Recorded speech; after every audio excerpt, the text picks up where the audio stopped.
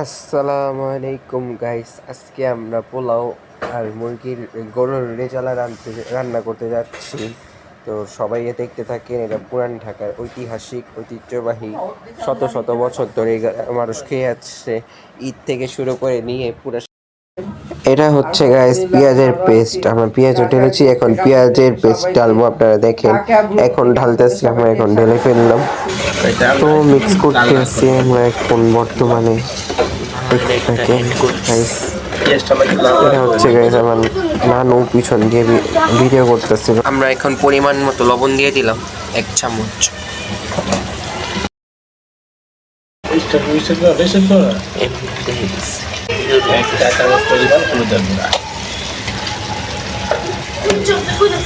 আমরা এখানে 1.5 চামচের মতো মরিচের গুঁড়া দেবো।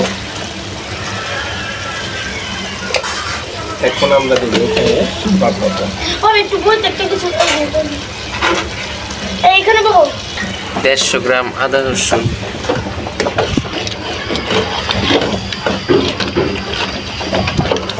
আমি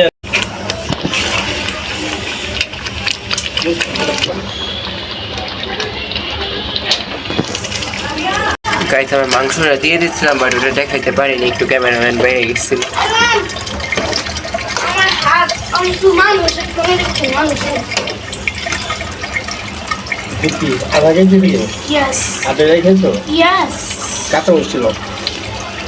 গাইস 1 কেজি আছে পোলাও চাল, আরো আধা কেজি লাগবে আমাদের। আমাদের ছোট ফ্যামিলি তো তাই। ওই মামা ওই জানলে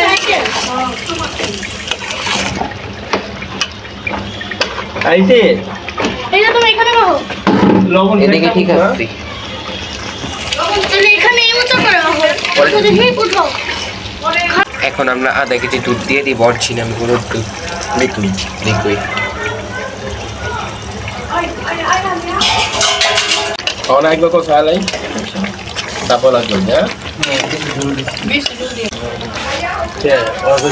থাকবো সকালে যাবো, বিকালে যাব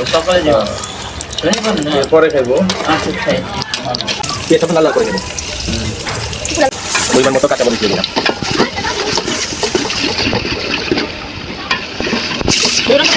লবণ ঠিক মতো দিছো তো? দিয়ে দাও। মোটামুটি কত সুন্দর মোটামুটি হয়ে গেছে। এই তো আইতো গাইস আজকে ক্যামেরাম্যান আমি, নষ্ট হয়ে ও হচ্ছে আমার লাইটম্যান। আমরা আজকে মোট 4টা মোবাইল দিয়ে ভিডিও করতেছি। আমরা এখন আছি সেই ঢাকাইয়া ব্লগসের পাশে। আজকে ইভেন্ট আছে, এর জন্য চালটা ছেড়ে দেবো। চালটা আধা ঘন্টা আগে থেকে ভিজিয়ে এখানে কিচমিচ আলু বাখারা সব আছে অ্যাড করে দিয়েছি।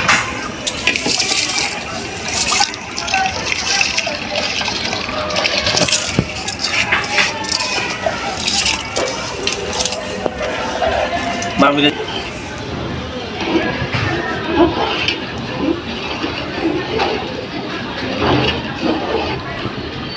এখন আমরা 5 মিনিটের জন্য এটা ঢেকে রাখি। আর এই যে আপনাদের রেজাল্টটা কমপ্লিট, এটা গরুর রেজাল্টটা কমপ্লিট আলহামদুলিল্লাহ। এখন খেয়ে পড়তে রিভিউ দিতে হবে। কেমন দিলাম কেমন লাগলো? কেমন লাগলো? ঘি দিচ্ছে না? কেমন পেয়ে গেছে? আমরা একটু পরে দিয়ে দিলাম।